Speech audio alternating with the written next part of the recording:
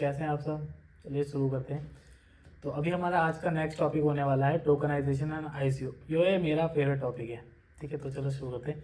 तो टोकनाइजेशन क्या होता है और आईसीयू क्या होता है? सबसे पहले टोकनाइजेशन कहते हैं। तो टोकनाइजेशन क्या होता है ना, जिसमें हम किसी भी कैसे जैसे किसी कोई भी एसेट है, किसी भी एसेट की हम डिजिटली उसकी अथॉरिटी दे दें ब्लॉकचेन पे। अब ये कैसे, क्या मतलब है इसका? इसका मतलब ये है जैसे कि मानो कोई प्रॉपर्टी है, कोई भी प्रॉपर्टी माना, ठीक है। अब उसकी रजिस्ट्री होती है और 50 प्रोसेस होते हैं, तब जाकर ट्रांसफ़र होती है, ठीक। अब ये होती है पेपर के ऊपर गवर्नमेंट के पास, अब बस। बट टोकनाइजेशन में क्या होता है ना, हम क्या करते हैं, कोई भी एसेट, कुछ भी चीज़, उससे हम अटैच करते हैं, उसको हम अटैच करते हैं किससे? डिजिटलाइज उसकी अथॉरिटी दे देते हैं, जैसे कि ओनरशिप दे देते हैं। जैसे कि कोई प्रॉपर्टी की बात कर रहे थे हम, जैसे कि इस प्रॉपर्टी का ओनर कौन है, कोई XYZ पर्सन है, तो उसकी अथॉरिटी हमने कहाँ पे दे दी? ब्लॉकचेन पे। तो इसी को ही हम टोकनाइजेशन कहते हैं। अब ये मल्टीपल तरीके से होते हैं, जैसे यहाँ पे क्या है डेफिनेशन क्या है? The process of converting rights, authority मतलब वही ownership, to an assets into a digital token on a blockchain. These token represent ownership, fractional ownership और access right to the underlying assets।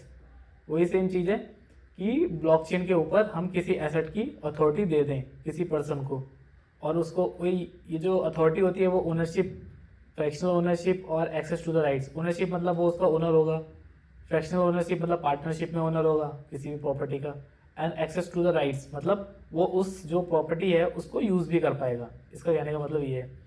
अब इसमें कुछ पॉइंट्स को देखते हैं। तो टाइप्स ऑफ टोकन, अब मल्टीपल टाइप्स ऑफ टोकन, किस किस का टोकन बना सकते हैं हम? सबसे मतलब पॉपुलर है क्या है?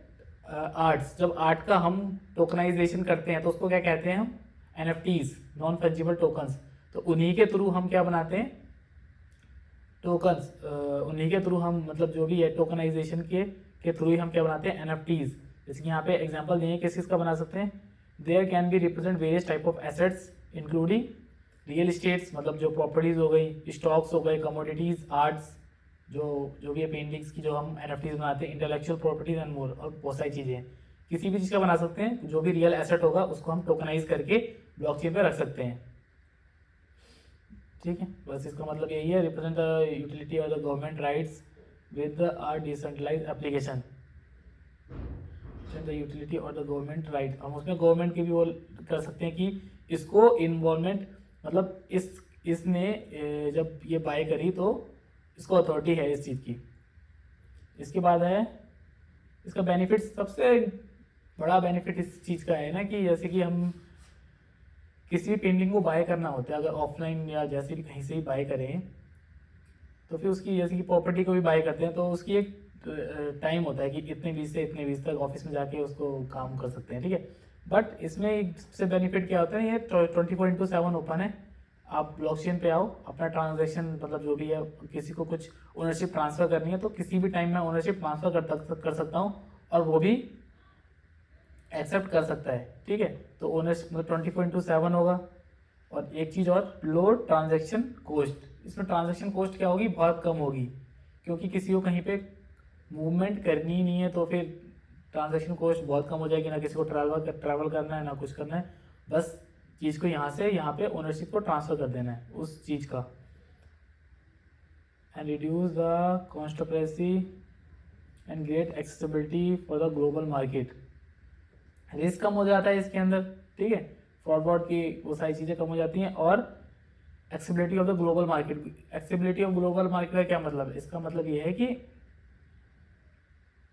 कि हम यहाँ पे बैठ के एक कंट्री से दूसरी कंट्री के एसेट्स को भी बाय कर सकते हैं। जैसे कि आज हम NFTs के साथ कर रहे हैं, हम इंडिया में रह के भी दूसरी कंट्रीज़ की NFTs को बाय कर सकते हैं इजीली। जस्ट वी हमें क्या चाहिए? बस एक पब्लिक एड्रेस चाहिए जिस पे कि NFT ट्रांसफ़र होगी। तो ये है। उसके बाद टोकन स्टैंडर्ड्स।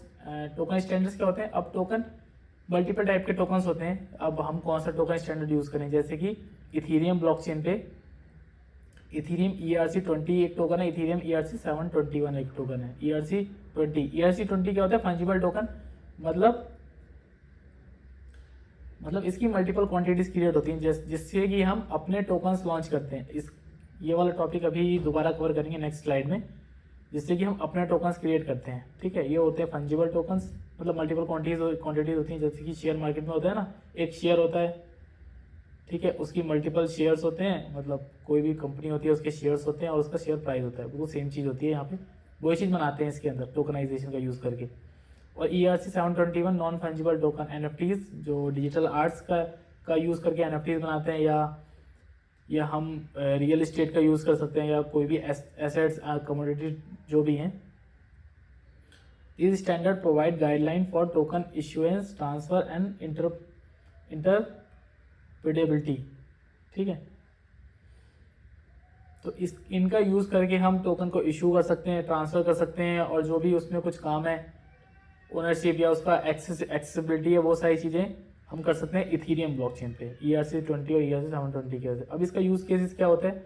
अब यूज़ केसेस क्या होता है? हम tokenization has application across various industries including real estate में यूज़ कर सकते हैं हम इसका टोकनाइजेशन का, मतलब ओनरशिप ट्रांसफ़र करने के लिए हम ब्लॉकचेन के थ्रू टोकनाइजेशन का यूज़ कर सकते हैं। फाइनेंस के अंदर यूज़ कर सकते हैं, जैसे कि हमने बताया था, लैंडिंग करनी है या बोरोइंग करनी है, ये सारी चीज़ें। इसके बाद आर्ट्स का कैसे करते हैं? NFTs के थ्रू, डिजिटल NFTs के, और गेमिंग, NFTs एंड गेमिंग फिलहाल गेमिंग बहुत पॉपुलर है, जिसमें कि हम गेम के थ्रू अपने NFTs या अपने टोकन्स को लॉन्च करते हैं, या गेम खेलते के टाइम हमें वो रिवॉर्ड्स मिलते रहते हैं। सप्लाई चेन ट्रैकिंग, जो कि हम पहले देख चुके हैं कि सप्लाई चेन कैसे ट्रैक करनी है, तो पिछली वीडियोस में। तो ये थे इसके यूज़ केसेस टोकनाइजेशन के। अब एक और इंटरेस्टिंग टॉपिक है ICO। तो ICO क्या मतलब होता है? Initial coin offering. Initial coin offering होता है जैसे कि होता है ना IPO स्टॉक मार्केट में, इनिशियल पब्लिक ऑफरिंग, वैसे ही होता है ICO, इनिशियल कॉइन ऑफरिंग। तो इनिशियल कॉइन ऑफरिंग क्या होता है? एक फंड रेजिंग का एक मेथड है, जिसमें कि क्या होता है, कोई भी कंपनी या कोई भी प्रोजेक्ट फंड रेज करता है पब्लिक से, किसके थ्रू? ब्लॉकचेन के थ्रू। यहाँ पे लिखा भी है, fund raising method used by blockchain project to raise capital by issuing digital token और coins to investors in exchange for currencies. जैसे हम क्या करते हैं, शेयर मार्केट में, स्टॉक मार्केट में क्या होते हैं, हम अमाउंट पे करते हैं और हमें उतने शेयर्स मिल जाते हैं। ठीक है, तो वो सेम चीज़ यहीं पे यहाँ ICO में भी होती है। हम एक अमाउंट पे करते हैं ईथर का या बिटकॉइन का, और उसके अगेंस्ट में हमको कुछ नंबर ऑफ टोकन्स मिल जाते हैं उस प्रोजेक्ट के या उस कंपनी के, तो उसी को ही ICO कहते हैं। अब ये किस लिए करते हैं? फंड रेजिंग के लिए। अब इसमें क्या होता है? Token sale during ICO। अब ICO होता है तो टोकन की सेल होती है। अब इसमें क्या होता है ना, जो भी मैं टोकन लॉन्च किया, अब लॉन्च करते टाइम एक वाइट पेपर होता है। तो वाइट पेपर में क्या मेंशन होता है कि जो प्रोजेक्ट है उस प्रोजेक्ट से रिलेटेड, उस टोकन के प्रोजेक्ट से रिलेटेड जो टोकन होगा वो किसी प्रोजेक्ट को रिलेट करेगा, किसी कंपनी को रिलेट करेगा। तो फिर उस प्रोजेक्ट से रिलेटेड सारी डिटेल होती है, हम क्या यूज़ कर रहे हैं, इस प्रोजेक्ट का ऑब्जेक्टिव क्या है, इससे क्या प्रॉब्लम सॉल्व हो रही है, क्या टेक्नोलॉजीज यूज़ हो रही है, और बहुत सारे फैक्टर्स, मतलब सारी चीज़ें मेंशन होती हैं इसके अंदर, वाइट पेपर के अंदर। वाइट पेपर मतलब वाइट पेपर नहीं होता, लिखा होता है उसके अंदर, कहते हैं उसको वाइट पेपर है। Investor can then purchase. तो क्या इस पर अब ये सारी चीज़ें वो रीड करेगा इन्वेस्टर रीड करने के बाद अगर उसको अप्रोप्रिएट लगेगा तो फिर वो उसको परचेज करेगा। परचेज में क्या करेगा? वो कुछ अमाउंट ऑफ ईथर या बिटकॉइन या कोई भी क्रिप्टो करेंसी जो प्रोजेक्ट के वॉलेट है, प्रोजेक्ट का जो एक वॉलेट होगा उस पर ट्रांसफर करेगा, और उसके अगेंस्ट में उसको कुछ नंबर ऑफ टोकन्स मिल जाएंगे उस प्रोजेक्ट के। तो ऐसे टोकन की सेल होती है। टोकन यूटिलिटी मतलब token ICO tokens can serve various purpose within the project, मतलब प्रोजेक्ट इकोसिस्टम। मतलब अब जो इन्वेस्टर्स आए थे, जिन्होंने मतलब बाय करे थे टोकन, अब उनका वो यूज़ क्या करेंगे? उनका यूज़ क्या कर सकते हैं? वो डिसेंट्रलाइज एक्सचेंजेस होते हैं, उनके ऊपर जाके ट्रेड कर सकते हैं। पहला यूज़ तो ये है।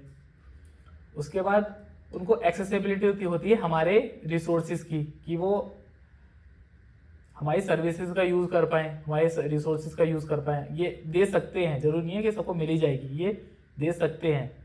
वोटिंग राइट्स, अब जैसे कि जो करंट प्रोजेक्ट चल रहा है उसमें कुछ और फीचर्स ऐड करने हैं या उसके कुछ फीचर्स हैं उसको डिस्कार्ड करना चाहते हैं, तो वो चीज़ कैसे करें, वो डिसाइड करने के लिए हम इन्वेस्टर्स का ओपिनियन ले सकते हैं। अब जिसके पास टोकन्स हैं, अब हम उन्हीं का ही तो ओपिनियन लेंगे जो इन्वेस्टर हैं हमारी कंपनी में, बाकी पब्लिक का तो लेना चाहेंगे नहीं। तो वोटिंग राइट दे सकते हैं कि ये इस चीज़ को फेवर में और इसके अगेंस्ट में एक वोट डलवा सकते हैं कि ये चीज़ करनी चाहिए या नहीं। ये होता है रिवेन्यू शेयरिंग, सबसे इम्पोर्टेंट। जैसे कि शेयर मार्केट में होता है, कुछ अगर प्रॉफिट होता है तो शेयर प्राइस ऊपर जाता है या फिर उसके अगेंस्ट में कुछ रिवॉर्ड मिलता रहता है हमें, ठीक है। वही चीज़ यहाँ पे शेयरिंग रेवेन्यू शेयरिंग, ये चीज़ यहाँ पे ही होती है। और डिसेंट्रलाइज और यूटिलिटी ऑफ डिसेंट्रलाइज एप्लीकेशन, जो हमने शुरू में ही पढ़ा था कि जब टोकन है उसके पास तो फिर वो उसको ट्रेड कर सकता है डिसेंट्रलाइज एप्लीकेशंस पे। तो ये था हमारा ICO। तो ये इंटरेस्टिंग टॉपिक है बहुत, तो इस पर हम और डिटेल में देखेंगे आगे किसी वीडियो में। फिलहाल के लिए इतना ओवरव्यू काफ़ी है ICO और टोकनाइजेशन का। टोकनाइजेशन मतलब क्या था, ओनरशिप के लिए यूज़ करते हैं हम, ICO मतलब फंड रेजिंग के लिए यूज़ करते हैं बस blockchain. That's it for this video.